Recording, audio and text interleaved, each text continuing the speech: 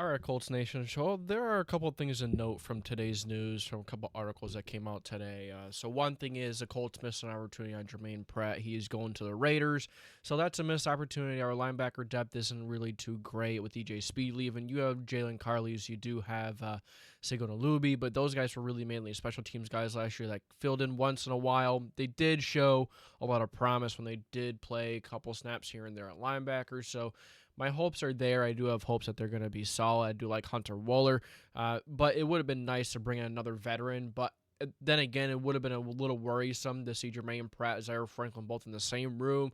I could see those two butting heads quite a bit and having a few issues in the locker room. But nonetheless, Zaire Franklin is obviously the leader. He's an awesome linebacker. I don't care what people want to say. They could bitch, they can moan, they complain about him being a loudmouth, but he could back it up. So you kind of got to deal with it. I think sometimes it's okay when a player has a loudmouth, especially if he could back it up. And he's apologized for everything that he's done. I get it. Apologies is one thing. Sometimes you have to take them with a grain of salt. But Zaire Franklin has been on the Colts for 7 or 8 years now, so let's not dwell too much on that. Let's appreciate what we have with Zaire Franklin. He's a damn good tackler. He's a good presence. He's a good mic. He's smart. He's like the quarterback of the defense. So let's not kind of like dunk on Zaire Franklin too much here, because he is a big piece in that defense, whether you want to believe it or not. It doesn't matter how much you like him, dislike him. He's a big part of that defense, and he must continue to be a part of that defense if we want to have a good year, because he must play at the level he has been, because linebacker depth is not too great. So Germaine Pratt, losing Germaine Pratt to the Raiders, a little bit of a loss, quite a bit of a loss. But were we really in the sweepstakes for him? I really am not sold on that. I know we have Lou Anarumo, former Bengals defensive coordinator, so I understand why the talk was there. I get the connection, but sometimes that's not. I don't really think that was the case. I don't really think that the Colts were in the sweepstakes for him too much, to be honest with you. All right, next on the laundry list of things to talk about today, which is really the last thing, is Daniel Jones has really taken advantage of his reps in minicamp. I mean, with Anthony Richardson's injury, it sucks to be him. I'm not trying to be a jerk, but at the end of the day, it's football. It's next man up, and he's had injury issues his whole career so far, and it's ultimately going to be his downfall. It's ultimately going to be the reason why. And then tapping out, saying I'm tired, taking himself out of the game is another big reason, and really cuts that leash much shorter than it really was before. I think that kind of put the nail in the coffin for me and Shane Steichen and Chris Ballard. Whether you want to believe that or not, there's a big reason why, in the back of their head, Shane Steichen and Chris Ballard are not really happy with Anthony Richardson with doing that, because that was disrespectful to them. That was disrespectful to himself, the city of Indianapolis, of Jim Irsay at the time, and then now, his daughters, which are taking over. That was disrespectful to the entire sport, to Andrew Luck, to Shaq Leonard. Think about everyone who's played through injuries. Think about the NFL, which has been casted as soft lately. That idea was brought up by East Coast Gridiron, Dante. But it's all true. I mean, like, Anthony Richardson brought a big dark cloud over the sport when he did that. Very disappointing. So, at the end of the day, now with these, and at the end of the day, you can say he's very young. Let's put that past us for a moment. He's very young.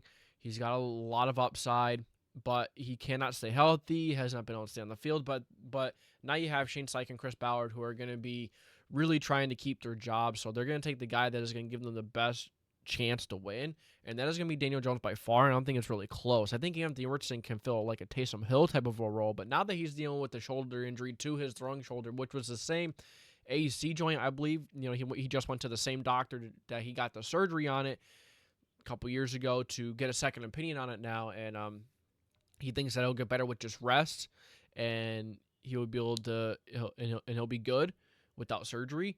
But it's his throwing shoulder once again, and I mean the injuries that he has suffered so far. I mean, he was just throwing in OTAs, aggravated it just simply by throwing it and by slinging the rock. And then on top of that, you hear reports that he's not been looking too good in OTAs. He wasn't really looking good in the offseason programs, and now now that Daniel Jones is getting more reps, he is impressing. Actually, you go to Colts Wire and if you read their article, you know people that have been there, they're seeing what's going on. They're saying that Daniel Jones is taking full advantage of Anthony Richardson being out. He's playing well. He's making big time throws every single practice.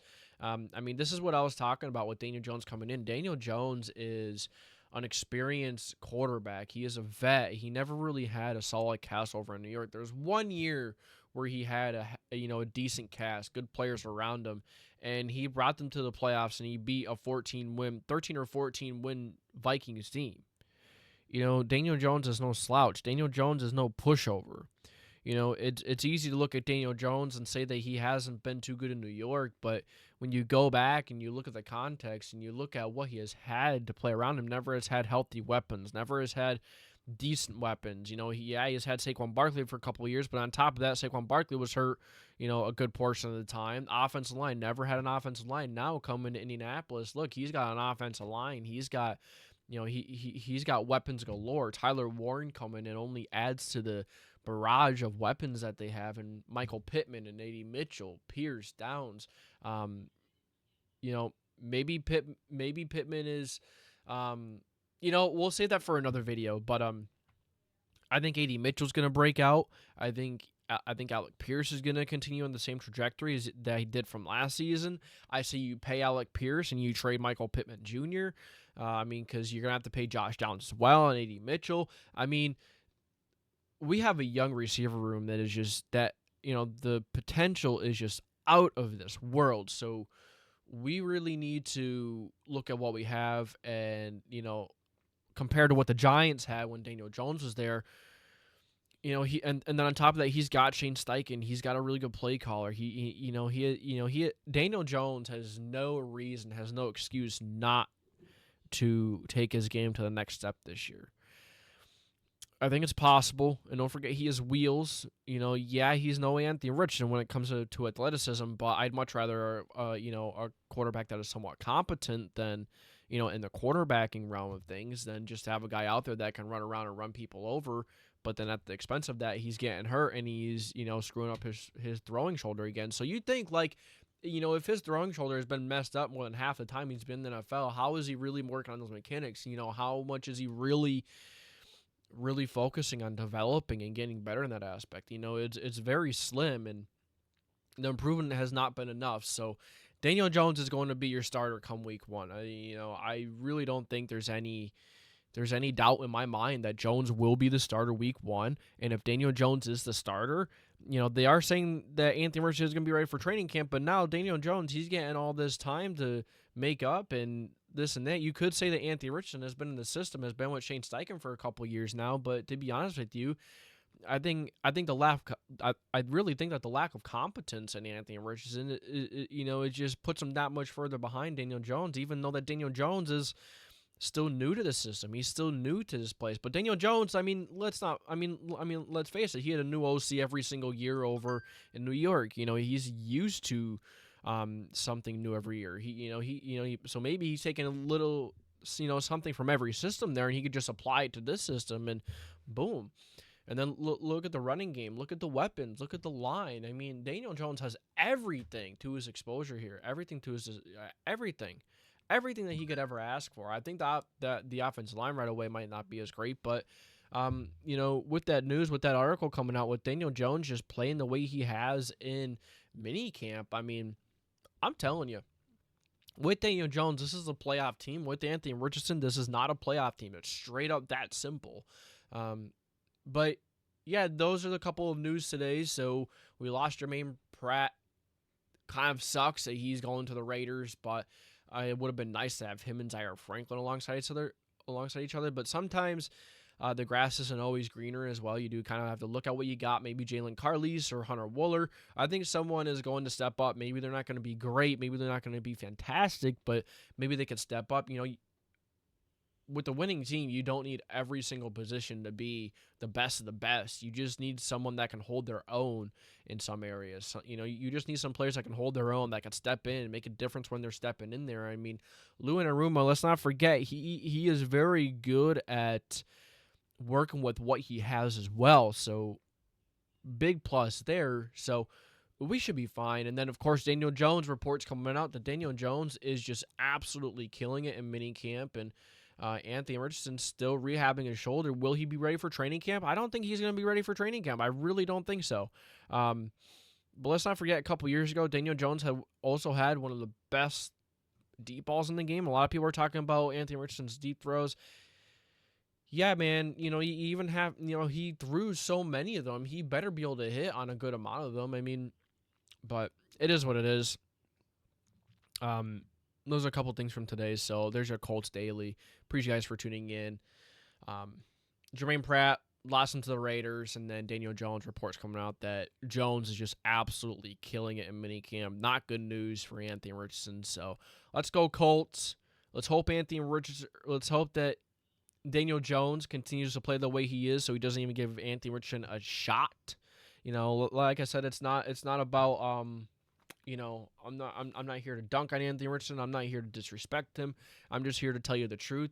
I'm just here to tell you what's on my mind, the truth, and what I see. I'm not here to blow smoke. I'm not here just because Anthony Richardson is 21 years old or 22 or whatever the heck how old he is. I'm not here just to tell you what I'm excited about. I'm here to tell you the truth. I'm here to tell you what is the best for the Colts moving forward, and the best for the Colts is Daniel Jones starting, whether he is the future or not.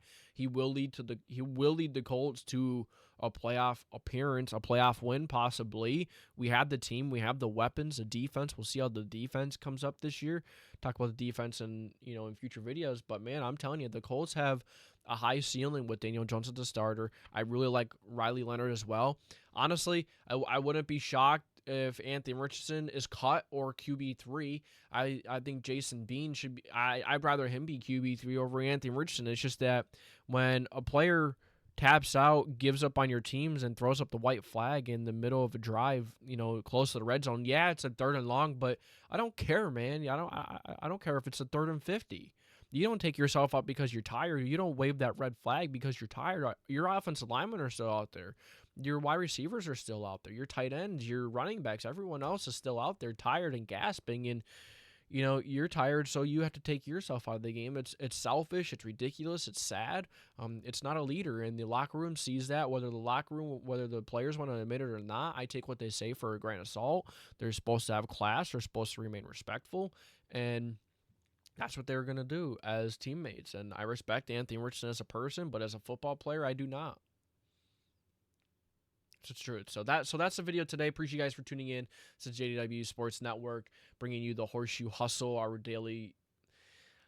Haven't been posting daily on the Colts, but we got to start doing it. Got to start doing it. So just got to get going. So that's it. Appreciate you guys for watching. This is Jason bringing you the Horseshoe Hustle from the JDW Sports Network. It's a little bit of a handful. Got to figure that out. Too much going on there, but I'll see you guys later. Okay, thank you for watching.